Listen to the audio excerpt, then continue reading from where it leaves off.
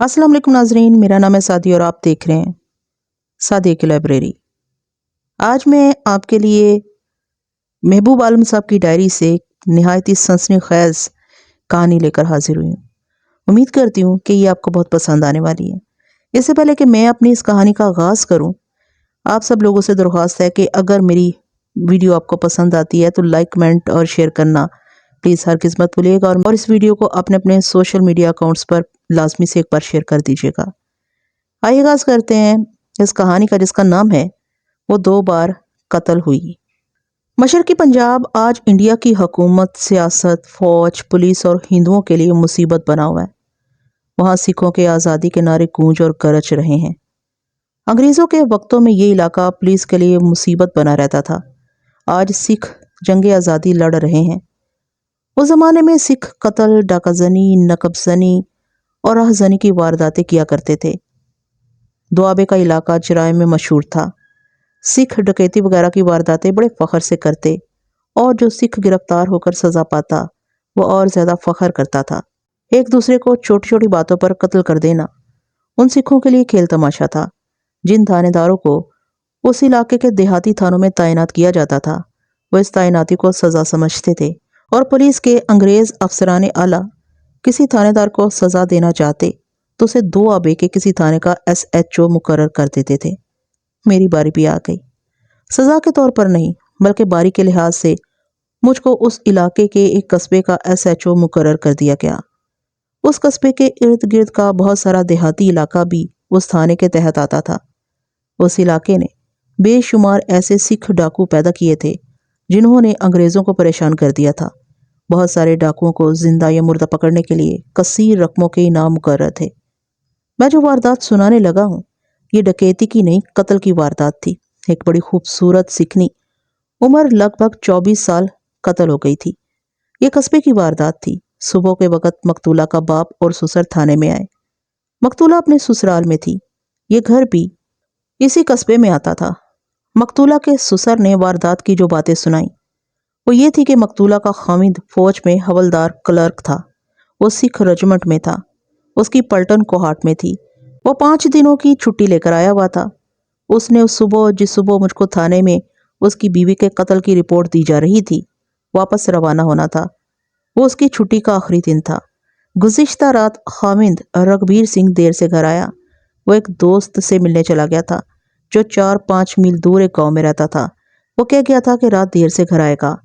उसकी और उसकी बीवी की चारपाइयाँ ऊपर छत पर बिछाई गई थी। मौसम गर्म था। घर के बाकी अफराद सेहन और बरामदे में सोए। छुट्टियों की तमाम रातें उन दोनों की चारपाइयाँ छत पर होती थीं। मकतूला ऊपर सोने के लिए चली गई और घर के सब अफराद सो गए। रघबीर सिंह आधी रात के वक्त वापस आया। उसके इंतजार में ड्योढ़ी का बाहर वाला दरवाज़ा खुला रखा गया था। वह जब आया तो उसके बाप की आंख खुल गई। रघबीर सिंह कमरे में गया, बत्ती जलाई, शायद कपड़े बदल रहा था। बाप के साथ उसकी कोई बात नहीं हुई। वो बत्ती बुझाकर ऊपर चला गया। रघबीर और उसकी बीवी सूरज निकलने से पहले नीचे आ जाया करते थे। वो सुबह सूरज कुछ ऊपर आ गया तो भी वो ना जाके रघबीर की माँ उन्हें जगाने के लिए ऊपर गई। ऊपर से उसकी चीखें सुनाई दी। रघबीर का बाप वगैरह दौड़ते हुए ऊपर गए। ऊपर अजीब मंजर देखा। रघबीर वहां नहीं था। उसकी बीवी चारपाई पर पड़ी हुई थी और उसकी गर्दन इस तरह कटी हुई थी जिस तरह बकरा ज़िबा किया जाता है। रघबीर सिंह कहाँ है? मैंने पूछा। मालूम नहीं, उसके बाप ने जवाब दिया। मुझको शक है कि दुश्मन उसको उठाकर ले गए हैं। उसको भी कत्ल कर देंगे। दुश्मनों के नाम लिखवा दो, मैंने कहा। हमारा तो कोई दुश्मन नहीं, बाप ने जवाब दिया। शायद उसका कोई दुश्मन हो। ये तो बात की बातें थी। मैंने बाल की खाल उतारनी थी और ज़मीन के नीचे से भेद निकालने थे। मैंने कागजी कार्रवाई की और जाए वकुआ को रवाना हो गया। ये छोटा सा कस्बा था। वकुआ वाला घर करीब ही था। ये पक्का मकान था। उसकी ड्योढ़ी थी। आगे कुशादा सेहन था जिसके आमने सामने कमरे और कमरों के आगे बरामदे थे। एक बरामदे के साथ सीढ़ियाँ थी। मैं ऊपर आ गया। एक छत पर 2 चारपाइयाँ एक दूसरे से मिली हुई थी। उन पर बिस्तर बिछे हुए थे। एक चारपाई खाली थी, दूसरी पर लाश पड़ी थी और ऊपर चादर डली हुई थी। मैंने चादर हटाई तो इस तरह महसूस हुआ जैसे किसी ने मुझको पीछे को धक्का दिया हो। दिमाग में इस तरह होने लगा जैसे बिजलियां चमकनी शुरू हो गई हों। मेरी हालत की वजह यह हुई कि मकतूला को बकरे की तरह ज़िबा किया गया था, लेकिन खून का एक कतरा भी नहीं था। اس کا صاف مطلب یہ تھا کہ مقتولہ کا گلا مردہ حالت میں کاٹا گیا۔ میرے دماغ میں وقوع کی صورت یہ بنتی تھی کہ مقتولہ کو پہلے گلا گھونٹ کر ہلاک کیا گیا، پھر گلا کاٹا گیا۔ اس طریقہ قتل کی وجہ یہ ہو سکتی تھی کہ قاتل نے مقتولہ کا گلا دبا دیا اور اس کو شک ہوا کہ یہ مری نہیں۔ مجرم ہمیشہ جلدی میں ہوتا ہے۔ اس نے کام جلدی پورا کرنے کی غرض سے چاقو یا چھری سے گلا کاٹ دیا اور بھاگ گیا۔ گردن آدھی کٹی ہوئی تھی، اس وجہ سے گردن پر گلا گھونٹنے کے نشان نظر نہیں آتے تھے۔ میں نے لاش کو الٹ پلٹ کر دیکھا۔ جسم پر کہیں بھی زخم، ضرب یا خراش کا نشان نہیں تھا۔ اپنے تجربے کی بنا پر لاش کے ہاتھ دیکھے اور پھر ناخنوں کو غور سے دیکھا۔ مجھ کو وہ چیز نظر آ گئی جو میں دیکھنا چاہتا تھا۔ دونوں ہاتھوں کی شہادت کی انگلیوں، درمیان والی اور اس کے ساتھ والی انگلیوں کے سروں پر ذرا ذرا خون جمع ہوا تھا۔ مقتولہ کے ناخن لمبے تھے، ان کے اندر بھی جمع ہوا خون تھا۔ گلا ہاتھوں سے گھونٹنے کی وارداتوں میں عام طور پر اس طرح ہوتا ہے کہ مقتول اپنی گردن چھڑانے کے لیے قاتل کے ہاتھوں پر ناخن مارتا ہے۔ میں اس واردات تک ایسی 2 وارداتیں دیکھ چکا تھا۔ اس واردات میں بھی مقتولہ نے قاتل سے آزاد ہونے کی کوشش میں اس کے ہاتھوں یا بازوؤں پر ناخن مارے تھے، اور خون جو اس کی انگلیوں پر اور ناخنوں کے اندر جمع ہوا تھا وہ قاتل کا تھا۔ میرا یہ شبہ پکا ہو گیا کہ گلا گھونٹنے سے پہلے گلا ہاتھوں سے دبایا گیا ہے۔ میں نے ساتھ والی چارپائی دیکھی، اس پر صاف ستھرا بستر بچھا ہوا تھا۔ یہ لوگ دیہاتی نہیں تھے، کچھ تعلیم یافتہ بھی تھے۔ مقتولہ کا خاوند رگھبیر سنگھ ایک فوجی تھا۔ بستر پر جو چادر تھی اس پر ذرا سی بھی سلوٹ نہیں تھی۔ اس کو دیکھ کر ہر کوئی کہہ سکتا تھا کہ اس بستر پر کوئی لیٹا ہی نہیں، بلکہ اس پر کوئی بیٹھا بھی نہیں۔ رگھبیر کے باپ کا بیان تھا کہ رگھبیر کپڑے بدل کر اوپر چلا گیا تھا، وہ لاپتہ تھا۔ یہ شبہ صحیح تھا کہ قاتل وہی تھا۔ وہ اوپر آیا، بیوی کو قتل کیا اور چلا گیا۔ مقتول کا سسر اور باپ میرے ساتھ تھے۔ کیا رگھبیر اوپر آنے کے کچھ دیر بعد پھر نیچے گیا تھا؟ میں نے رگھبیر کے باپ سے پوچھا۔ میں سو گیا تھا، اس نے جواب دیا۔ میرا خیال ہے وہ نیچے نہیں آیا تھا۔ تم یا گھر کا کوئی فرد میرے ایک سوال کا جواب دے سکتا ہے؟ میں نے پوچھا۔ کیا صبح ڈیوڑی کے دروازے کے اندر سے زنجیر چڑھی ہوئی تھی؟ چڑھی ہوئی تھی، رگھبیر کے باپ نے جواب دیا۔ میں منہ اندھیرے اٹھا کرتا ہوں، پہلے بار کھیتوں کو جاتا ہوں، پھر گرودوارے جاتا ہوں۔ رگھبیر اپنے ساتھ سوٹ کیس یا صندوق لایا تھا؟ نہیں، اس نے جواب دیا، کل 5 دنوں کی چھٹی آیا تھا۔ اس کے پاس چمڑے کا ایک بیگ تھا جس میں 2 جوڑے کپڑے اور چپل وغیرہ تھے۔ نیچے جاؤ، میں نے اس کو کہا، اور دیکھو کہ وہ بیگ یہی ہے یا نہیں۔ اس کے جانے کے بعد میں نے اب بستر کو دیکھنا شروع کیا جس پر لاش پڑی ہوئی تھی۔ میں اس کوشش میں تھا کہ قاتل کی کوئی نشانی مل جائے۔ تکیے کے غلاف کی جھالر کے نیچے ایک چیز مل گئی۔ یہ انگوٹھی سے نکلا ہوا لال رنگ کا نگ یعنی کہ پتھر تھا۔ میں نے فوراً مقتولہ کی انگلیوں کو دیکھا۔ انگلیوں میں 2 انگوٹھیاں تھیں، دونوں کی ڈیزائن ایسے تھے جن میں نگ نہیں لگتے تھے۔ یہ لال نگ قاتل کی انگوٹھی سے نکلا تھا۔ میں نے اس کو اپنی جیب میں ڈال لیا۔ یہ نگ انگوٹھی میں ڈھیلا لگا ہوا ہوگا یا اس پر انگوٹھی کی گرفت ڈھیلی ہو گئی ہوگی۔ مقتولہ نے جب اپنی گردن چھڑانے کے لیے قاتل کے ہاتھوں پر ناخن مارے تو کسی انگلی کا ناخن قاتل کی انگوٹھی کے نگ پر جا پڑا ہوگا۔ نگ ڈھیلا ہونے کے باعث انگوٹھی سے نکل کر تکیے پر گر پڑا۔ مضبوطی سے جڑا ہوا نگ ناخن سے نہیں نکالا جا سکتا۔ مقتولہ کے سسر نے آ کر بتایا کہ رگھبیر کا بیگ یہاں نہیں ہے۔ اس کے چپل یا جوتے ہیں؟ میں نے پوچھا۔ شلوار قمیض پینٹ؟ کچھ بھی نہیں، اس نے جواب دیا۔ میں ہر جگہ دیکھ کر آیا ہوں۔ سردار جی، میں نے اس کو کہا، تمہارے بیٹے کو کوئی اٹھا کر نہیں لے گیا، وہ خود گیا ہے۔ تو کیا اس نے اپنی بیوی کو خود؟ ہاں، میں نے اس کی بات پوری کر دی۔ اس نے خود اپنی بیوی کو قتل کیا ہے۔ اس کو چپ لگ گئی اور اس کا چہرہ لٹک گیا۔ لیکن وہ کیا کدھر ہے؟ اس نے کہا، صبح میں نے خود دیکھا کہ باہر والا دروازہ اندر سے بند تھا۔ گھر کا کوئی فرد اس کے جرم میں شامل تھا؟ میں نے کہا، اس فرد نے رگھبیر کو باہر نکالا اور اندر سے دروازے کی زنجیر چڑھا دی۔ یہ فرد تم بھی ہو سکتے ہو۔ یہ سن کر وہ بہت گھبرایا اور بے تکا بولنے لگا۔ میں نے لاش کو پوسٹ مارٹم کے لیے بھجوا دیا اور یہ دیکھنا شروع کر دیا کہ اس چھت پر کسی اور طرف سے آنے جانے کا راستہ یا ذریعہ ہوگا۔ ساتھ والے مکانوں کی چھتیں ملی ہوئی تھیں، لیکن ایک اور ذریعہ نظر آ گیا۔ یہ مکان قصبے کے باہر کی طرف تھا۔ اس کے پچھواڑے 15-16 گز جگہ خالی تھی اور آگے جوہڑ تھا جس میں بارشوں کا پانی بھرا رہتا تھا۔ جوہڑ اور مکان کے درمیان پیپل کا ایک بڑا پرانا درخت تھا۔ اس کا ایک ٹہن اس مکان کی منڈیر سے آگے تک آیا ہوا تھا۔ میں نے اس ٹہن کو غور سے دیکھا۔ درخت کی طرف جہاں سے شروع ہوتا تھا زمین سے تھوڑا ہی اونچا تھا۔ مکان کی طرف آتے ہوئے یہ اونچا ہوتا گیا تھا اور منڈیر سے یہ 5-6 فٹ اونچا ہو گیا تھا۔ اسے چند ایک چھوٹے چھوٹے ٹین نکلے ہوئے تھے۔ اس ٹین سے آسانی سے مکان سے اترا جا سکتا تھا۔ فوجی جوان کے لیے یہ کام ذرا سا بھی مشکل نہیں تھا۔ چھت کچی تھی اور لپائی پرانی ہو گئی تھی۔ کھوجی میرے ساتھ نہیں تھا، وہ 2 میل دور ایک گاؤں میں رہتا تھا۔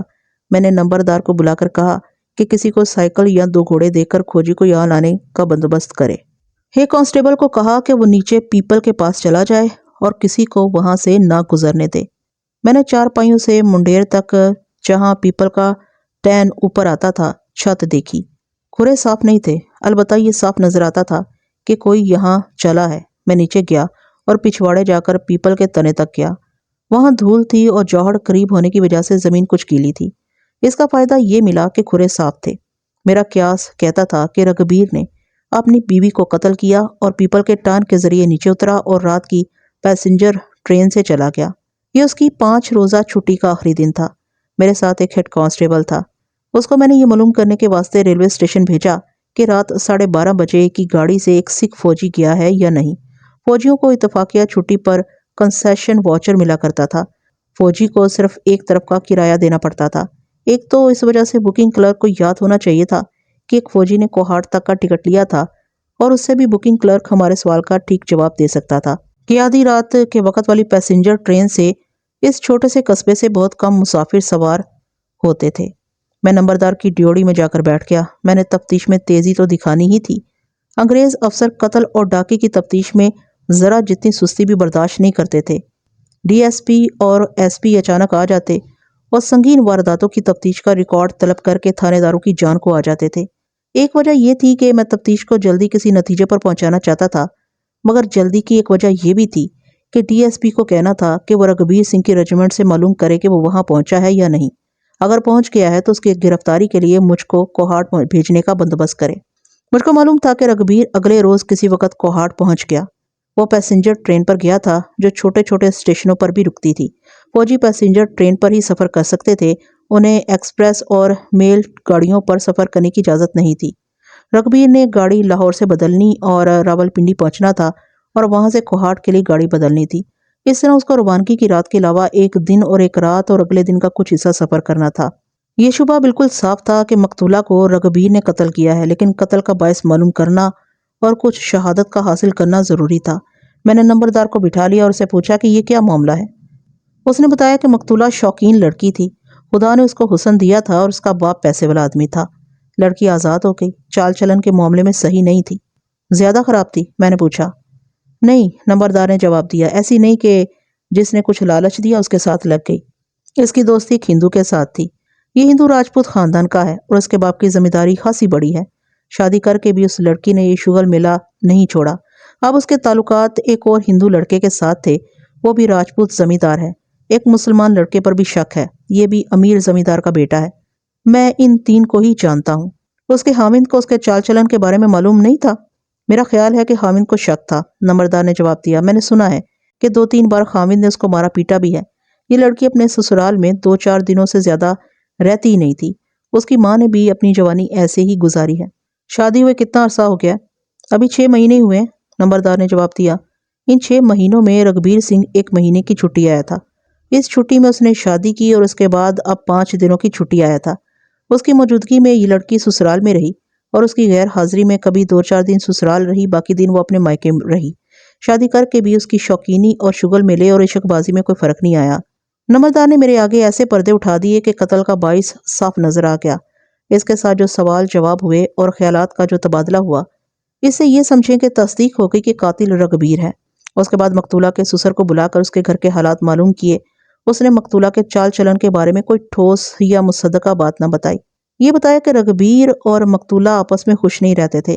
مقتولہ روٹھی روٹھی رہتی تھی اور رگبیر کی غیر موجودگی میں زیادہ دن اپنے میکے میں رہتی تھی۔ سسر نے نمبردار کے اس بیان کی تائید کی کہ رگبیر مقتولہ کو مارتا پیٹتا بھی تھا۔ نمبردار اور مقتولہ کے سسر کے ساتھ بہت وقت لگ گیا۔ اس دوران کھوجی آ چکا تھا اور اس کو میں نے سمجھا کر بھیج دیا تھا کہ چھت پر اور پیپل کے تنے کے ارد گرد کھرے دیکھے۔ اتنے میں ہیڈ کانسٹیبل ریلوے اسٹیشن سے یہ خبر لے کر آ گیا کہ ایک سکھ رات 12 بجے کی پیسنجر ٹرین سے کوہاٹ گیا ہے۔ ریلوے اسٹیشن کا ایک کلی ہیڈ کانسٹیبل کی جان پہچان والا تھا۔ اس کے ساتھ ہیڈ کانسٹیبل کی بات ہوئی۔ اس نے بتایا کہ رات کی گاڑی پر اس نے حوالدار رگبیر سنگھ کو سوار ہوتے دیکھا تھا۔ یہ کلی اسی قصبے کا رہنے والا تھا اور رگبیر کو اچھی طرح جانتا تھا۔ میں نے تفتیش یہیں پر ختم کر دی۔ میرا کوہاٹ جانا لازمی ہو گیا۔ کھوجی کے انتظار میں مجھ کو وہاں رکنا پڑا۔ اس نے خاصا وقت لگا کر مجھ کو رپورٹ دی۔ یہ رپورٹ اس نے مجھ کو پیپل کے پاس لے جا کر دی۔ عجیب اور دلچسپ رپورٹ تھی۔ ایک آدمی آیا، اس نے جوتے اتارے اور ننگے پاؤں تنے کے ارد گرد گھوما۔ کھوجی نے اپنے فن و تجربے کی بنا سے بتایا کہ یہ آدمی ننگے پاؤں درخت پر چڑھا ہے۔ پھر کھوجی نے مجھ کو کھرے دکھا کے کہا کہ یہی آدمی درخت سے اترا اور اپنے جوتوں تک جا کر اس نے جوتے پہنے۔ وہاں سے جوتوں کے کھرے شروع ہوئے اور کچی زمین پر جاتے جاتے ایک پکی گلی میں غائب ہو گئے۔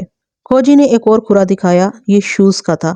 یہ کہیں سے آیا نہیں تھا بلکہ درخت کے قریب سے شروع ہوا اور جوہڑ کے کنارے کنارے جاتا سڑک تک چلا گیا اور غائب ہو گیا۔ سڑک کے کنارے کنارے پیدل چلنے والوں نے یہ کھرا مٹا دیا تھا۔ کھوجی کو بتا دیا گیا تھا کہ واردات کیا ہے، اس لیے اس نے یہ کھرا صحیح بیان کیا۔ شوز کے دونوں پاؤں پیپل کے ٹہن کے نیچے سے 4-5 قدم دور زمین پر اس طرح پڑے تھے جیسے ان پر زیادہ پریشر ڈالا گیا ہو۔ پھر ایک پاؤں کا نشان ذرا آگے دائیں طرف اور دوسرا ذرا پیچھے بائیں طرف لگا دیکھا۔ کھوجی نے کہا کہ یہ آدمی ٹہن سے کودا ہے۔ وہ جلدی میں تھا اس لیے تنے تک نہیں گیا، حالانکہ وہاں سے اترنا آسان تھا۔ یہ میرے لیے معمہ تھا۔ ایک آدمی آیا اور ننگے پاؤں اوپر گیا اور واپس اتر کر ایک گلی میں چلا گیا۔ دوسرا کہیں سے نہیں آیا، وہ اوپر سے اترا اور سڑک کی طرف چلا گیا۔ یہ بھی معمہ تھا کہ مقتولہ کی گردن کٹی ہوئی تھی اور خون نہیں تھا۔ میرے دماغ میں عجیب سا سوال آیا، کیا مقتولہ 2 مرتبہ قتل ہوئی؟ پہلے زندہ قتل ہوئی پھر مردہ قتل ہوئی؟ اس سوال کا جواب صرف رگبیر سنگھ دے سکتا تھا۔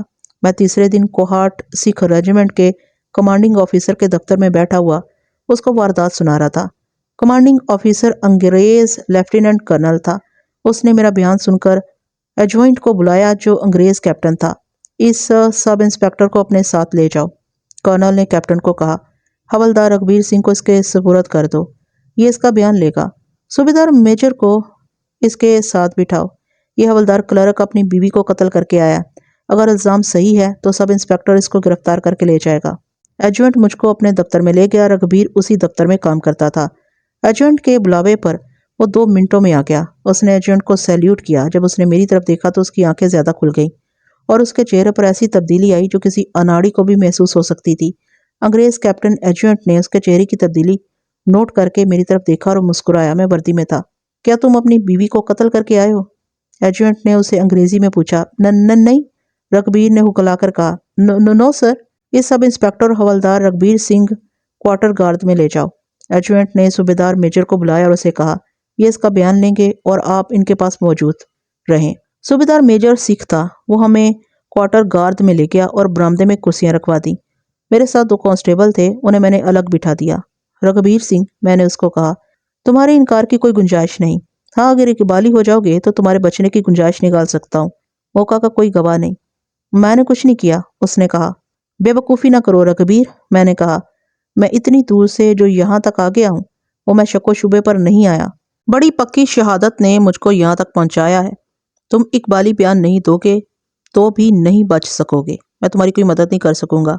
اگر بیان دو گے تو سزا سے بچا لوں گا۔ سیشن سے بری ہو جاؤ گے۔ وہ جو ماری گئی ہے میرے مامے چاچے کی بیٹی نہیں تھی، وہ بدکار تھی۔ تم نے تو شیر جوانوں والا کام کیا ہے۔ یہ معاملہ کیا ہے تھانیدار صاحب؟ صوبیدار میجر نے مجھ سے پوچھا۔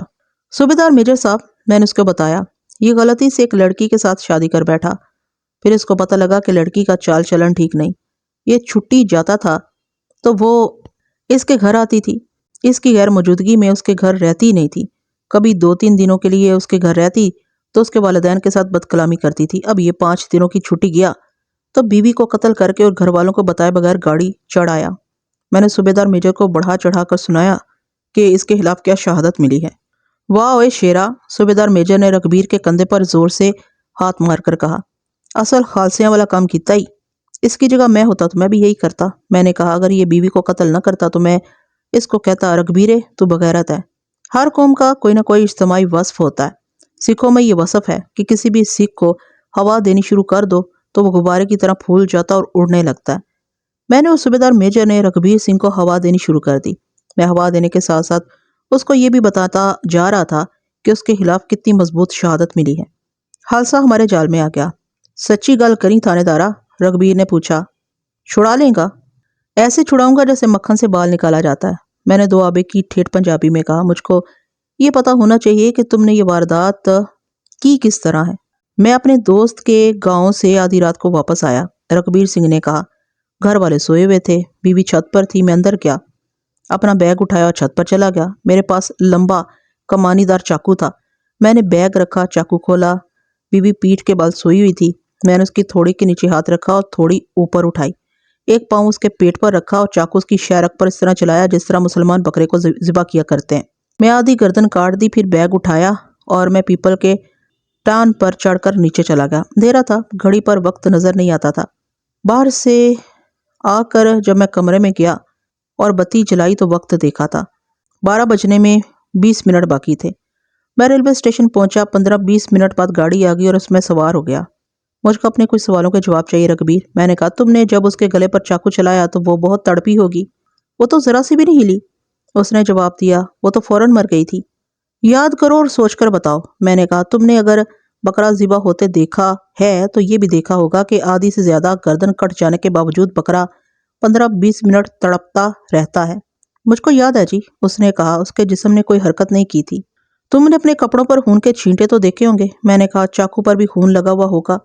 نہیں جی، اس نے کہا۔ مجھ کو یہی ڈر تھا کہ خون کپڑوں پر لگا ہوا ہوگا تو اس کو میں کس طرح چھپاؤں گا۔ گاڑی میں سوار ہوا تو ڈبے کی روشنی میں کپڑے دیکھے، خون کا ایک قطرہ نہیں لگا تھا۔ گاڑی لاہور میں پہنچی تو صبح ہو گئی۔ میں نے ایک بار پھر اپنے کپڑے اچھی طرح دیکھے، خون کا کہیں نشان نہ تھا۔ چاقو بھی بالکل صاف تھا۔ کیوں جھوٹ بولتے ہو رگبیر سنگھ؟ صوبیدار میجر نے اس کو کہا۔ تندرست جانور یا انسان کی شہرک پر چھری یا چاقو چلے تو خون فوارے کی طرح نکلتا ہے۔ تمہاری ایک ٹانگ اس کے پیٹ پر تھی اور بایاں ہاتھ اس کی تھوڑی کے نیچے تھا۔ اس پوزیشن میں تمہارے کپڑے اس کی گردن کے بہت قریب تھے۔ میں کیسے مان لوں کہ تمہارے کپڑوں پر خون نہیں پڑا؟ میں آپ کو کس طرح یقین دلاؤں؟ رگبیر نے کہا۔ اگر میں نے جھوٹ بولنا ہوتا تو اسی جھوٹ پر قائم رہتا کہ میں نے اپنی بیوی کو قتل نہیں کیا۔ میں نے اپنی جان کو پھانسی کے تختے پر رکھ کر یہ سچ بولا ہے کہ اپنی بیوی کو میں نے قتل کیا ہے۔ چاقو پر بھی خون نہیں تھا؟ صوبیدار نے پوچھا۔ نہیں صوبیدار میجر صاحب، رگبیر نے جواب دیا۔ چاقو بالکل صاف تھا۔ صوبیدار میجر نے حیرانگی کی حالت میں میری طرف دیکھا۔ میں اس وقت مسکرا رہا تھا۔ مسکرانے کی وجہ یہ تھی کہ مجھ کو ذرا سی بھی حیرانگی نہیں تھی۔ کوہاٹ کے لیے روانہ ہونے سے پہلے مجھ کو پوسٹ مارٹم رپورٹ مل گئی تھی جس میں صاف لکھا ہوا تھا کہ مقتولہ کی موت رات 11 کے لگ بھگ سانس رکنے سے واقع ہوئی۔ اس کے 1 سے 1.5 گھنٹے بعد لاش کی گردن کاٹی گئی۔ اس رپورٹ سے میرے شبے کی تصدیق ہو گئی۔ رگبیر سنگھ نے اپنی بیوی کی لاش کو قتل کیا تھا۔ رگبیر سنگھ، میں نے اس کے کندھے پر ہاتھ مار کر کہا، تم قاتل نہیں ہو۔ تم نے جب بیوی کا گلا کاٹا تھا اس سے 1.5 گھنٹہ پہلے وہ مر چکی تھی۔ وہ کیسے؟ رگبیر نے پوچھا۔ وہ کیسے؟ رگبیر نے حیران ہو کر کہا۔ وہ بیمار تو نہیں تھی، اچھی بلی ہٹی کٹی تھی۔ اس کو تم سے پہلے کسی اور نے قتل کر دیا تھا، میں نے کہا۔ اس کا گلا گھونٹا گیا تھا، یہ وجہ تھی۔ اس کی گردن تم نے آدھی کاٹ دی اور خون کا ایک قطرہ نہیں نکلا۔ وہ کون تھا؟ رگبیر نے پوچھا۔ تم اپنا شک بتاؤ، میں نے کہا۔ میں تمہیں گرفتار کر کے اپنے ساتھ لے جاؤں؟ فکر نہ کرو، تمہارے خلاف قتل کا کیس بنتا ہی نہیں۔ کیا تمہارا کوئی ذاتی دشمن ہے یا کسی کے ساتھ خاندانی دشمنی ہے؟ نہیں، اس نے جواب دیا۔ نہ کسی کے ساتھ ذاتی دشمنی ہے نہ خاندانی۔ میں صرف ایک شک بتا سکتا ہوں۔ میری بیوی دوستیاں لگانے کی عادی تھی، کبھی ایک کے ساتھ کبھی دوسرے کے ساتھ۔ میرا شک یہ ہے کہ اس نے ایک دوست کو لات مار کر کسی دوسرے سے دوستی لگا لی ہوگی اور جس کو اس نے چھوڑا ہوگا اس نے اس کا گلا گھونٹ دیا۔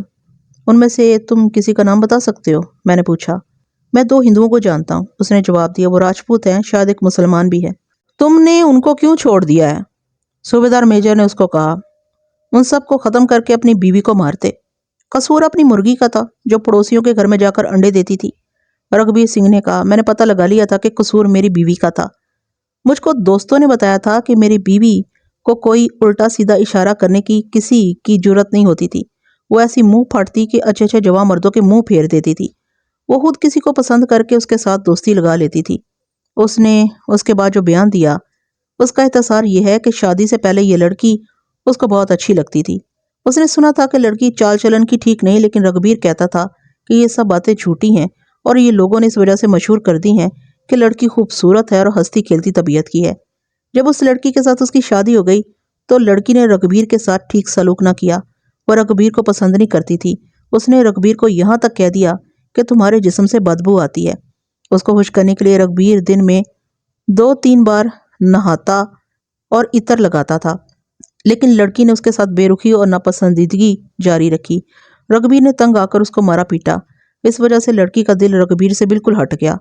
1 महीने की छुट्टी खत्म हो गई और रघुबीर चला गया। अब वो 5 दिनों की छुट्टी लेकर आया। आते ही रघुबीर को उसकी माँ और 2 बहनों ने बताया कि उसकी बीवी दोस्तियां लगाती फिरती है और अपनी माँ के पास ही रहती है। फिर रघुबीर के एक दोस्त ने उसको यही बातें बताई। रघुबीर ने बीवी को ये बातें बताकर पूछा कि उस पर ये इल्जाम सही है या गलत है। बीवी ने कहा ये सब बातें गलत हैं और ये बातें रघुबीर की माँ और बहनों ने उसको बदनाम करने के लिए अपने पास से घड़ी हैं। ये कहकर उसने रघुबीर को बुरा भला कहना शुरू कर दिया। रघुबीर ने उसको 2-3 थप्पड़ मारे। लड़की ने उसको कहा कि मार लो जितना मार सकते हो, मैं सिखों के घर रहना ही नहीं चाहती। थानेदार साहब, रघुबीर ने अपने बयान में कहा, उसने मुझको ये कहा कि सिखों के लंबे बालों और दाढ़ियों से बदबू आती है। मैं किसी हिंदू या मुसलमान के साथ भाग जाऊंगी या कुछ खाकर मर जाऊंगी। मैं ये कैसे बर्दाश्त कर सकता था। मैं छुट्टी के आखिरी दिन अपने एक दोस्त के पास उसके गांव चला गया। वो मेरी रेजिमेंट में नायक है, 1 महीने की छुट्टी पर है। मैंने उसको बताया कि मेरी बीवी का मेरे साथ क्या सलूक है। और उसने क्या कहा है? मेरे दोस्त ने कहा कि उसके गले पर चाकू फेर दो और रात को खिसक जाओ।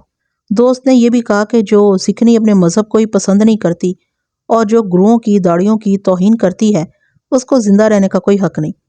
उस दोस्त ने रघुबीर को कत्ल और फरार का तरीका बताया। रघुबीर को उस वक्त याद आया कि उसके मकान के पिछवाड़े पीपल का दरख्त है जिसका एक टहन पिछवाड़े की मुंडेर के ऊपर आया हुआ है। उसने सोचा कि बीवी को कत्ल करके भागने के लिए नीचे आना, सेहन से दबे पांव गुजरना और बाहर के दरवाजे की जंजीर खोलना जरूरी नहीं। इस तरह वो बीवी का गला काटकर पीपल के टहन से उतर गया था। मैंने रघुबीर को हिरासत में ले लिया और उसको कस्बे में लाकर हवालात में बंद कर दिया। मेरी तफ्तीश खत्म नहीं हुई थी। कातिल कोई और था। वो रघुबीर का बाप भी हो सकता था। रघुबीर का एक जवान भाई था, वो भी कातिल हो सकता है। मैंने उन दोनों को बुलाया और अलग अलग उनसे पूछगछ की। दोनों ने कहा कि मकतूला उनके साथ बदसलूकी करती थी। उन्होंने ये भी कहा कि लड़की बदचलन थी। उन्होंने मकतूला के माँ बाप के आगे शिकायत की थी कि इसको कुछ समझाएं, लेकिन लड़की जरा भी ना बदली।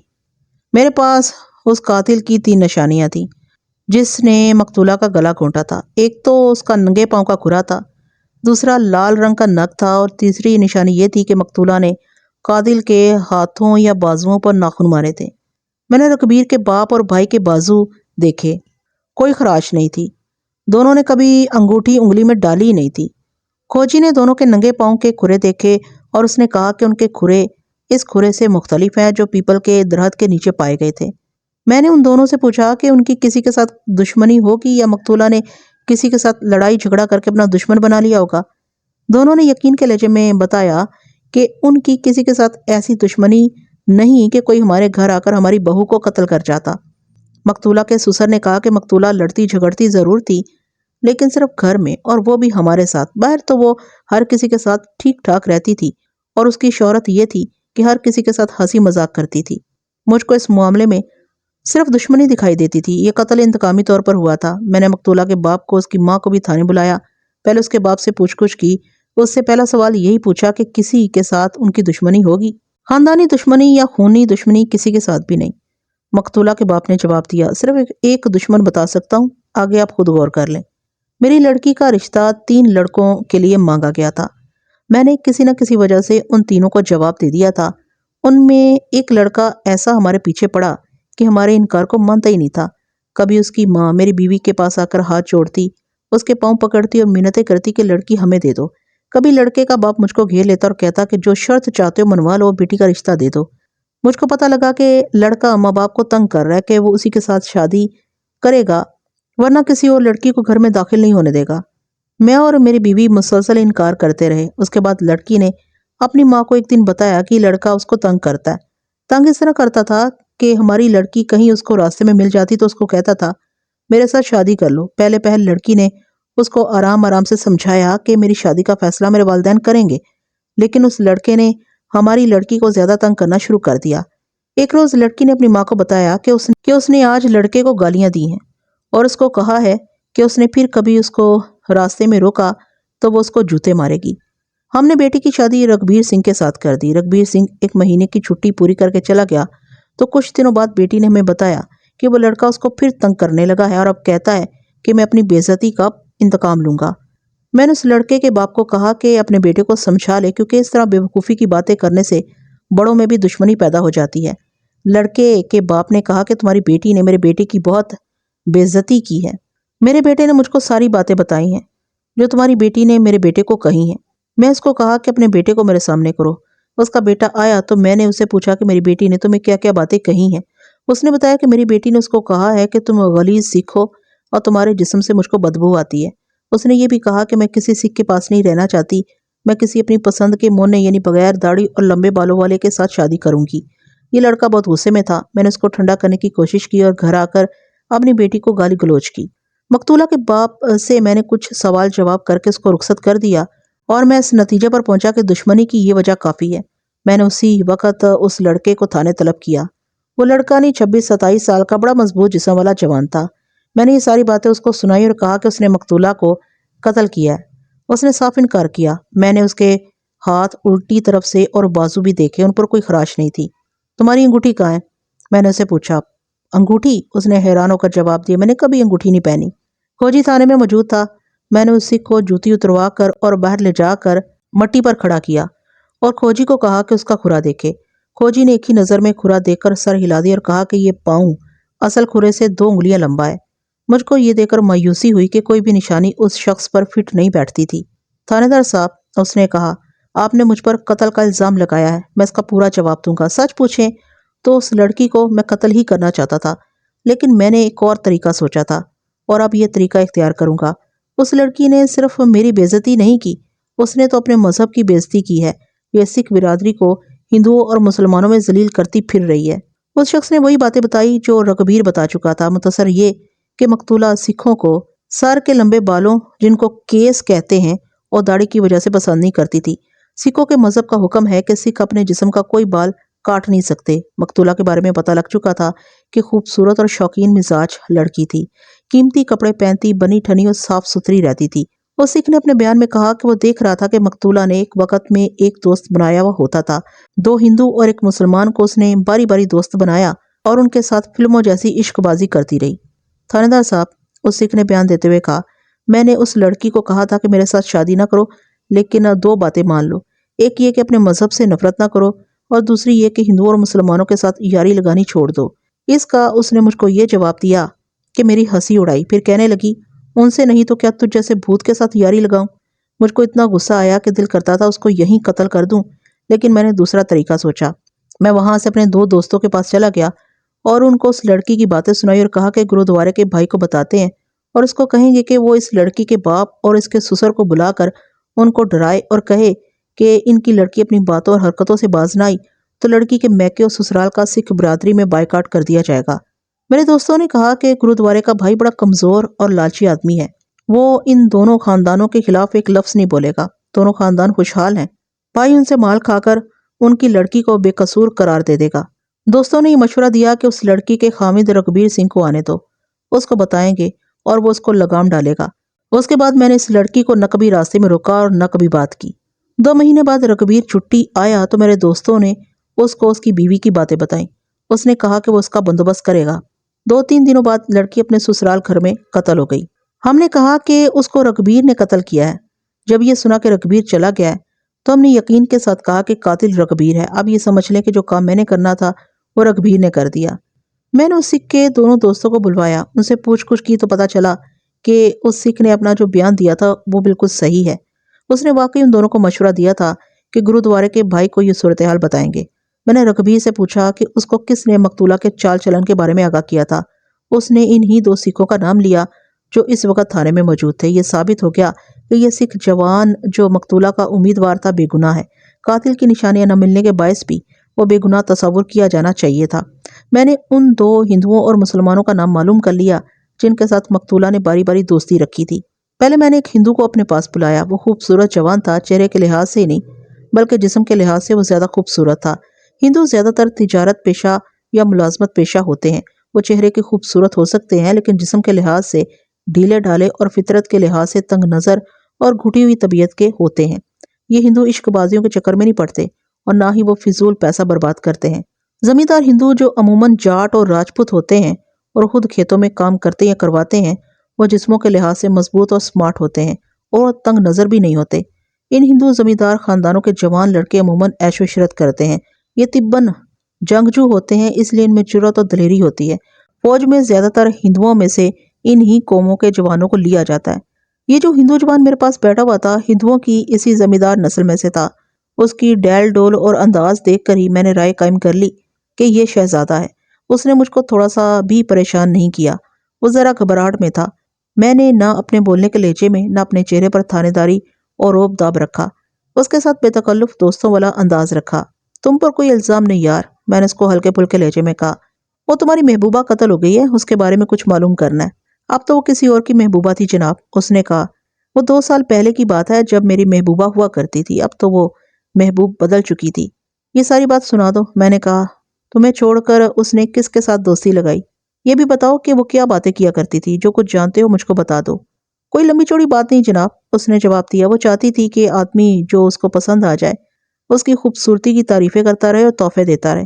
وہ زیادہ تر کپڑے اور نقلی زیورات پسند کرتی تھی۔ اس کو سونے کے زیورات تو کوئی دے نہیں سکتا تھا۔ اس کی ماں بھی ایسی تھی۔ اب اس عورت کا بڑھاپا شروع ہو چکا ہے، لیکن کسی نہ کسی آدمی کو پھانس لیتی ہے اور برے کرتوت سے باز نہیں آتی۔ مقتولہ نے تمہارے ساتھ دوستی کیوں توڑی تھی؟ میں نے پوچھا۔ دوستی تو اسی نے توڑی تھی، اس نے جواب دیا، لیکن اصل میں نے خود توڑی تھی۔ میں اس کو اتنے تحفے نہیں دے سکتا تھا جتنے وہ مانگتی تھی۔ وہ نقد رقم بھی مانگتی رہتی تھی۔ میں شروع میں اس کی فرمائشیں پوری کرتا رہتا تھا، لیکن میرے لیے یہ کام مشکل ہو گیا۔ 2 بار مجھ کو گھر سے رقم چوری کرنی پڑی۔ اتنی زیادہ خوبصورت لڑکی کو میرا دل چھوڑنے پر راضی نہیں ہوتا تھا۔ میں نے اس کو بہانے سے یہ کہنا شروع کر دیا کہ اچھا کچھ دن ٹھہر جاؤ، میں تمہیں اس سے زیادہ قیمتی کپڑا لا دوں گا۔ وہ سمجھ گئی کہ میں اس کے لیے تحفے خریدنے سے گریز کر رہا ہوں اور یہ میری مالی مجبوری ہے۔ اس نے آہستہ آہستہ مجھ سے ہٹنا شروع کر دیا۔ باتیں کیا کرتی تھی؟ سکھوں کو پسند نہیں کرتی تھی، اس نے جواب دیا۔ مجھ کو کہتی تھی کہ میں ہندو ہو جاؤں گی، تم میرے ساتھ شادی کر لو۔ میں نے کہا میں اپنے ماں باپ کے دل کو تکلیف نہیں دینا چاہتا، وہ نہیں مانیں گے۔ دراصل جی دل تو میرا بھی یہی کہتا تھا کہ اس کو ہندو بنا کر بیوی بنا لوں، لیکن مجھ کو ایک ڈر یہ تھا کہ اس طرح سکھ اس کو یا مجھ کو یا ہم دونوں کو قتل کر دیں گے۔ دوسری بات میرے ذہن میں یہ آئی کہ اس کی ابھی شادی نہیں ہوئی اور یہ اتنی دلیری سے میرے ساتھ تعلقات رکھے ہوئے ہیں، شادی کر کے تو یہ اور زیادہ کھل جائے گی۔ ہمارے تعلقات پاک تو نہیں تھے، اس طرح ناجائز عیش موج کرنے والی لڑکی کو کوئی بغیرت ہی اپنی بیوی بنائے گا۔ میری بات ٹھیک نکلی، وہ مجھ کو چھوڑ کر ایک اور کے ساتھ لگ گئی اور اس کو چھوڑ کر ایک اور کے ساتھ تعلقات بنا لیے۔ شادی کر کے بھی وہ اس برے راستے سے نہیں ہٹی اور خاوند کے ہاتھوں قتل ہو گئی۔ میں نے اسے جان چھڑا لی تھی۔ اس ہندو لڑکے کے ہاتھوں کی الٹی طرف اور بازوؤں کو میں نے دیکھا، کوئی خراش نظر نہیں آئی۔ اس کے ننگے پاؤں کا کھرا بھی ملزم کے کھرے سے مختلف تھا، اس کی انگوٹھی بھی نہیں تھی۔ اس کے بعد مقتولہ نے ایک اور ہندو کے ساتھ دوستی لگائی، وہ بھی تھانے میں موجود تھا۔ میں نے اس کو بلایا۔ یہ بھی خوبصورت جوان تھا اور اس کی بھی ابھی شادی نہیں ہوئی تھی۔ میں نے اس کی باتیں سننے سے پہلے اس کے بھی ہاتھ اور بازو دیکھے، کوئی خراش نظر نہ آئی۔ اس کا ننگے پاؤں کا کھرا دیکھا، یہ ذرا سا مختلف تھا۔ اس کی بھی انگوٹھی نہیں تھی۔ اس کا بیان لینا وقت ضائع کرنے والی بات تھی، پھر بھی میں اس کے ساتھ سوال جواب شروع کر دیے۔ پہلے تو اس نے کہا کہ مقتولہ کے ساتھ اس کا کوئی تعلق نہیں تھا۔ کیا تم جانتے ہو کہ تمہارا یہ جھوٹ تمہیں پھانسی کے تختے پر کھڑا کر دے گا؟ میں نے اس کو کہا، میں جانتا ہوں کہ تمہارے تعلقات مقتولہ کے ساتھ تھے، تمہارے جھوٹ بولنے کا مطلب یہ ہے کہ تم مقتولہ کے قتل میں شامل تھے۔ نہیں، وہ شدید گھبراہٹ کی حالت میں کہنے لگا، میں نے اس کو قتل نہیں کیا۔ پھر جھوٹ بولنے کی وجہ بتاؤ۔ میں نے اس ڈر سے جھوٹ بولا تھا کہ مجھ پر قتل کا الزام نہ لگ جائے۔ اس نے کہا، میرے اس کے ساتھ پہلے بھی تعلقات تھے، پھر ایک مسلمان درمیان میں آ گیا اور میرے تعلقات ٹوٹ گئے۔ شادی کے بعد اس نے مسلمان سے کنارہ کشی کر لی اور پھر میرے ساتھ دوستی کر لی۔ اس نے مقتولہ کے بارے میں بالکل وہی باتیں بتائیں جو اس جیسا ایک ہندو سنا گیا تھا۔ ان باتوں کو دہرانا ضروری نہیں۔ اس کو بھی مقتولہ نے کہا کہ وہ ہندو ہو کر اس کے ساتھ شادی کرنا چاہتی ہے۔ اس ہندو نے بھی اس کو ٹرخا دیا۔ اس سے بھی مقتولہ نے بہت مال کھایا۔ اب مسلمان کی باری تھی۔ میں نے ہندو کو اٹھا کر مسلمان کو اپنے پاس بلایا۔ 2 ہندوؤں کو میں نے دیکھ لیا تھا، دونوں خوبصورت جوان تھے، لیکن اس مسلمان جوان کو دیکھا تو میں نے مقتولہ کی پسند کی دل میں تعریف کی۔ یہ مسلمان جوان دونوں ہندوؤں سے زیادہ خوبصورت تھا اور اس کے جسم کی جو بناوٹ تھی اس میں خاص قسم کی کشش تھی۔ اس کے چہرے پر اتنی گھبراہٹ تھی جو کسی عام آدمی کو بھی نظر آ سکتی تھی۔ میں نے اس کو اپنے سامنے کرسی پر بیٹھنے کو کہا تو وہ میری طرف دیکھتا ہی رہا، بیٹھا نہیں۔ بیٹھ جاؤ یار، میں نے مسکراتے ہوئے کہا، مجھ سے اتنا نہ ڈرو، تمہاری طرح انسان ہوں۔ وہ ڈرتے ڈرتے کرسی پر بیٹھا۔ میں محسوس کر رہا تھا کہ اس کا جسم گھبراہٹ سے اکڑا ہوا ہے۔ میں نے ایک بار پھر اس کو تسلی دی کہ ڈرنے اور گھبرانے کی کوئی وجہ نہیں۔ وہ ذرا سا مسکرایا اور فوراً ہی اس کی مسکراہٹ غائب ہو گئی۔ اس نے اپنے ماتھے پر ہاتھ پھیرا۔ اس ہاتھ کی الٹی سائیڈ میری طرف تھی۔ میں نے اس طرف ایک خراش دیکھی جو درمیان سے کوئی نصف انچ چوڑی تھی اور دونوں سروں کی طرف جا کر پتلی ہو گئی تھی۔ اس پر سرخ تہ جمی ہوئی تھی اور یہ خراش 4-5 دن پرانی معلوم ہوتی تھی۔ یہ اس کا بایاں ہاتھ تھا۔ اس کی چھوٹی اور درمیانی انگلی کے درمیان انگلی میں سونے کی انگوٹھی تھی اور اس انگوٹھی میں لال رنگ کا نگ تھا جس کا سائز اسی نگ جتنا تھا جو مجھ کو مقتولہ کے تکیے کی جھالر کے نیچے سے ملا تھا۔ میں تیزی سے اٹھا اور اس کے دونوں ہاتھ پکڑ کر الٹے کیے اور دیکھے۔ دونوں ہاتھوں کی الٹی طرف خراشیں تھیں۔ میں نے اسے پوچھا کہ یہ خراشیں کیسے آئیں؟ اس کے چہرے کی حالت اور زیادہ بگڑ گئی۔ جھوٹ بولنے سے پہلے یہ سوچ لینا کہ میں تصدیق کروں گا، میں نے کہا۔ میں تمہارے جواب پر چپ نہیں ہو جاؤں گا۔ بولو یہ زخم کب آئے اور کیسے آئے؟ میں نے ٹرنک کھولا اور ہاتھ ٹرنک میں کرنے لگا تو ڈھکنا خود ہی بند ہو گیا۔ اس نے ایسے لہجے میں کہا جسے صاف پتہ لگتا تھا کہ اس کی زبان ساتھ نہیں دے رہی۔ اس نے کہا ڈھکنا ہاتھوں پر زور سے گرا۔ میں نے تیزی سے ہاتھ باہر کو کھینچے اور کھال چھل گئی۔ خون نکلا ہوگا؟ ہاں جی، اس نے کہا۔ گھر والوں نے دیکھا ہوگا؟ ہاں جی۔ یہ کس دن کی اور کس وقت کی بات ہے؟ اس نے 4 روز پہلے کا دن اور 12 ساڑھے 12 بجے کا وقت بتایا۔ یہ میں تمہارے گھر سے معلوم کروں گا، میں نے کہا اور اس کی انگلی سے انگوٹھی نکال کر پوچھا یہ نگ کب ڈلوایا ہے؟ اس کو تو 2 سال ہو گئے ہیں، اس نے جواب دیا۔ یہ نگ شروع سے اس انگوٹھی میں ہے؟ وہ نگ جو شروع سے اس انگوٹھی میں تھا وہ ڈھیلا ہو گیا تھا، میں نے کہا۔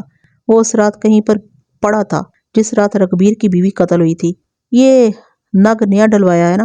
کیا تم خود بتاؤ گے یا میں سناروں سے خود معلوم کراؤں؟ وہ خاموش رہا۔ اب تو اس کا چہرہ بالکل پھیکا پڑ گیا تھا۔ میں اس کو باہر لے کر کھوجی کو بلایا۔ اس کو پہلے جوتوں سمیت مٹی پر کھڑا کیا اور پرے ہٹایا۔ کھوجی نے پاؤں کا نشان دیکھا۔ یہ ہے وہ کھرا، کھوجی نے بے اختیار کہا۔ اب ننگے پاؤں دکھائیں۔ اس نے جوتوں کے کھرے پر ہاتھ پھیر کر مٹی ہموار کر دی۔ اس شخص کے جوتے اتروا کر ننگے پاؤں مٹی پر کھڑا کیا اور ہٹایا۔ یہ، کھوجی نے کہا، بال برابر فرق نہیں۔ میں نے اس خوبرو مسلمان جوان کو جوتے پہننے کو کہا اور اس کو اپنے دفتر میں لے گیا۔ اب خود ہی بول پڑو، میں نے کہا۔ نہیں بولو گے تو اپنا نقصان کرو گے۔ میں تمہارے گھر کی عورتوں کو تھانے بلا کر رات کو بھی تھانے میں ہی بٹھائے رکھوں گا اور ان سے کل پوچھوں گا کہ تمہارے ہاتھوں پر ٹرنک کا ڈھکنا گرا تھا یا نہیں، اور یہ انگوٹھی بھی سناروں کے پاس بھیج کر معلوم کرا لوں گا کہ یہ نگ اس انگوٹھی میں کل پرسوں ڈالا گیا ہے۔ کیا تم یہ سمجھتے ہو کہ ایک تھانے دار کو بیوقوف بنا لو گے؟ یہاں تمہاری ہڈی پسلی ایک ہو جائے گی۔ کیوں نہیں اس سے پہلے تم بیان دے دیتے؟ کیا بیان دوں؟ اس کی آواز کانپ رہی تھی۔ یہ بیان دو کہ میں نے رگبیر سنگھ کی بیوی سرجیت کور کو قتل کیا ہے، میں نے کہا۔ تم ننگے پاؤں پیپل کے درخت پر چڑھے اور رگبیر کے مکان کی چھت پر جا کر سرجیت کا گلا گھونٹا۔ اس نے تمہارے ہاتھوں پر ناخن مارے اور اس دوران تمہاری انگوٹھی کا نگ مقتولہ کے بستر پر گر پڑا۔ میں نے وہ نگ اس کے سامنے رکھ کر کہا، یہ ہے تمہاری انگوٹھی کا پرانا نگ۔ تم نے اسکیم تو ٹھیک بنائی تھی، تمہیں کوئی بھی نہیں دیکھ سکا، لیکن تم نے یہ نہیں دیکھا کہ جہاں سے تم پیپل پر چڑھے اور اترے تھے وہاں مٹی بڑی نرم اور ذرا نمی والی ہے۔ وہاں تم ایسے کھرے چھوڑ گئے جو بہت کمزور بنیائی والے آدمی کو بھی نظر آ سکتے ہیں۔ کھوجی تو بجھے ہوئے کھرے بھی شناخت کر لیتے ہیں۔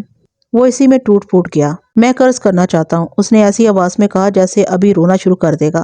وہ کہہ رہا تھا، ہر طرف یہ مشہور ہے کہ رگبیر سنگھ نے اپنی بیوی کا گلا کاٹ کر قتل کیا ہے اور اس کو آپ نے گرفتار کر لیا ہے۔ آپ مجھ پر رحم کریں، قتل کا الزام رگبیر پر ہی رہنے دیں اور مجھ کو چھوڑ دیں۔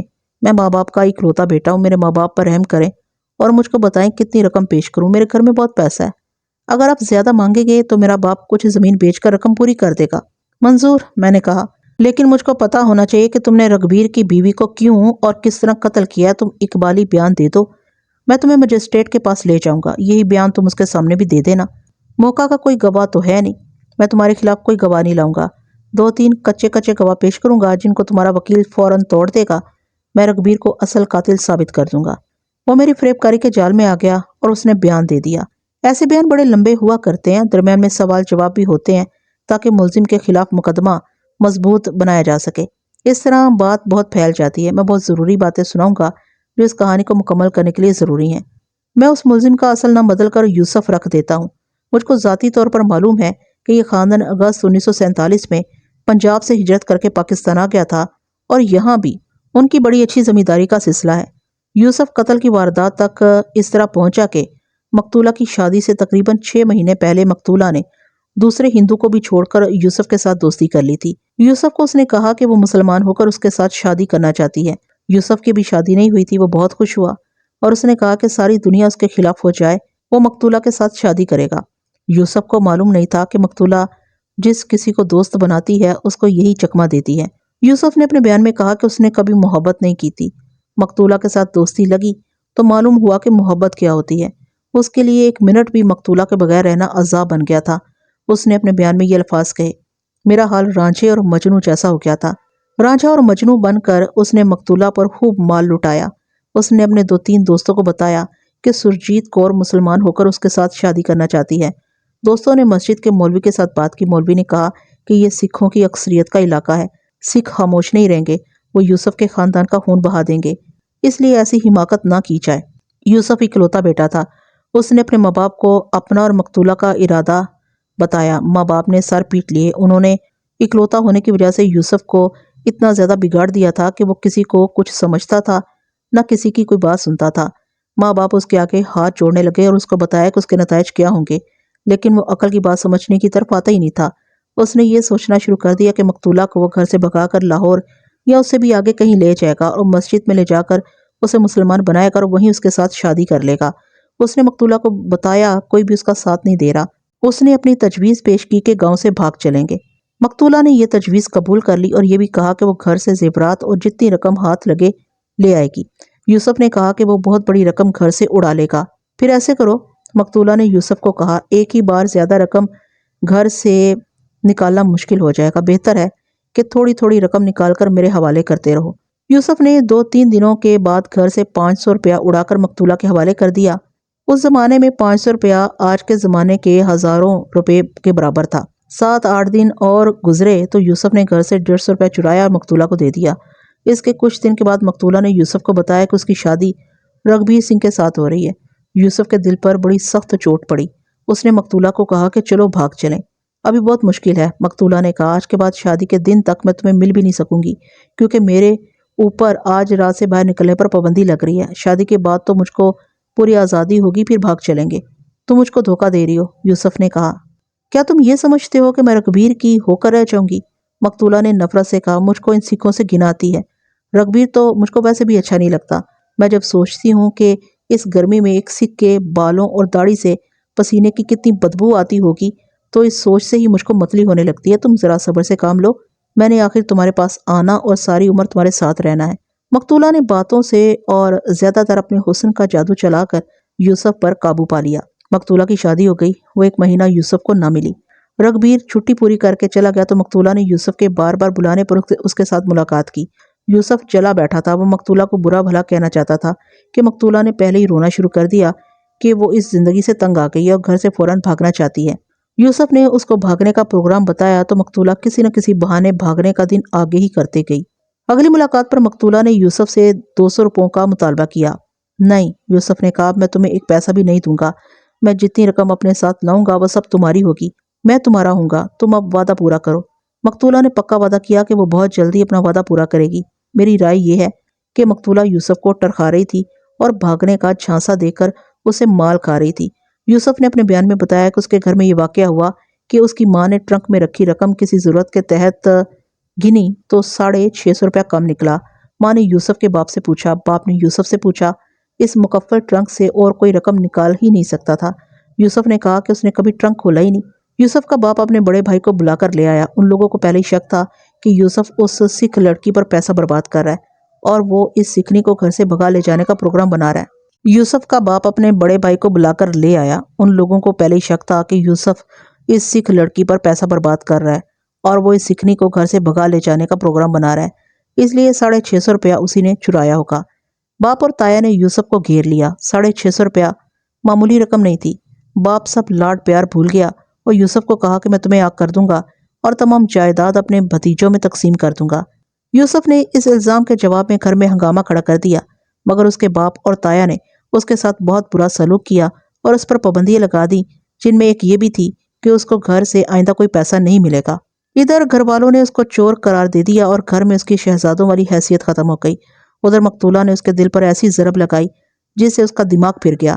یہ اس طرح ہوا کہ ایک روز اس نے مقتولہ کو ایک خفیہ جگہ اس ہندو جوان کے ساتھ دیکھ لیا جس کے ساتھ دوستی توڑ کر مقتولہ نے یوسف کو دوست بنایا تھا۔ میں چھوٹے چھوٹے واقعات بیان نہیں کر رہا کہ یوسف نے مقتولہ کو وہاں دیکھا اور اس نے کیا کیا اور کیا کہا۔ میں مختصر بات کر رہا ہوں، جو یہ ہے کہ مقتولہ نے یوسف کو چھوڑ کر ہندو کو از سر نو دوست بنا لیا تھا۔ یوسف کو بڑی مشکل سے مقتولہ کے ساتھ ایک ملاقات کا موقع ملا۔ مقتولہ نے اس کو صاف لفظوں میں کہہ دیا کہ وہ کسی مسلمان کے پیچھے اپنا مذہب نہیں چھوڑے گی۔ پھر میری رقم واپس کر دو، یوسف نے کہا۔ منہ دھو رکھنا، مقتولہ نے کہا، یہ میری دوستی کی قیمت تھی جو لے لی ہے۔ یوسف گھر کا چور بنا، رقم سکھنی کھا گئی۔ رانجھے اور مجنوں والا عشق یوسف کے دماغ کو چڑھ گیا۔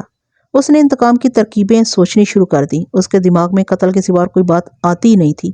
ایک ترکیب یہ سوچی کہ مقتولہ اس کو ایک بار ملنے آ جائے تو وہ اس کو مٹھائی میں زہر کھلا دے، لیکن مقتولہ نے اس کو ملنے سے انکار کر دیا۔ رگبیر 5 دنوں کی چھٹی آ گیا۔ یوسف کو پتہ لگ گیا کہ رگبیر اور مقتولہ چھت پر سوتے ہیں۔ قتل کا موقع اچانک ہی پیدا ہو گیا۔ دن کے پچھلے پہر یوسف کو رگبیر کہیں جاتا مل گیا۔ یوسف نے اسے پوچھا کہ وہ کہاں جا رہا ہے۔ اس نے اپنے دوست کے گاؤں کا نام لیا۔ رات شاید وہیں رہو گے؟ یوسف نے کہا۔ نہیں، رگبیر نے کہا، رات کو آ جاؤں گا، آدھی رات ہو جائے گی، صبح واپس کوہاٹ جانا ہے۔ ان کی آپس میں سلام دعا تھی۔ یہ باتیں رسمی طور پر ہوئیں، لیکن خدا نے مقتولہ کے دن پورے کرنے تھے۔ یوسف کو معلوم تھا کہ پیپل کا ایک ٹہن رگبیر کی چھت پر جاتا ہے۔ یوسف رات 11 بجے پیپل کے قریب جوتے اتار کر اوپر چلا گیا۔ وہ اس کو اکیلی مل گئی، گہری نیند سوئی ہوئی تھی۔ یوسف نے ہاتھوں سے اس کا گلا گھونٹا۔ اس نے بتایا کہ مقتولہ نے اس کے دونوں ہاتھوں کی الٹی طرف ناخن مارے، پھر وہ مر گئی۔ یوسف کو انگوٹھی کے نگ کا صبح پتہ چلا کہ کہیں گر پڑا ہے۔ یہ نگ انگوٹھی میں ڈھیلا ہو گیا تھا۔ یوسف نے اسی روز نیا ڈلوا لیا تھا۔ یوسف نے مجسٹریٹ سے بھی بیان قلمبند کرا دیا تھا۔ اس کا باپ اور تایا مجھ کو رشوت پیش کرتے رہے اور میں ان کو ٹالتا رہا۔ سیشن کورٹ میں جا کر یوسف اپنے وکیل کے کہنے پر اقبالی بیان سے منحرف ہو گیا، لیکن میں نے شہادت کا کوئی خانہ خالی نہیں چھوڑا تھا۔ یوسف کو سزائے عمر قید دی گئی، جو ہائی کورٹ نے بھی بحال رکھی۔ رگبیر سنگھ صاحب بچ نکلا۔ تو ناظرین، میں امید کرتی ہوں کہ آپ کو یہ کہانی کافی پسند آئی ہوگی۔ اگر پسند آئی ہے تو ویڈیو کو لائک، کمنٹ اور شیئر کرنا ہرگز مت بھولیے گا۔ مجھے اجازت دیجیے ایسی ہی کسی اچھی سی کہانی تک کے لیے اللہ حافظ۔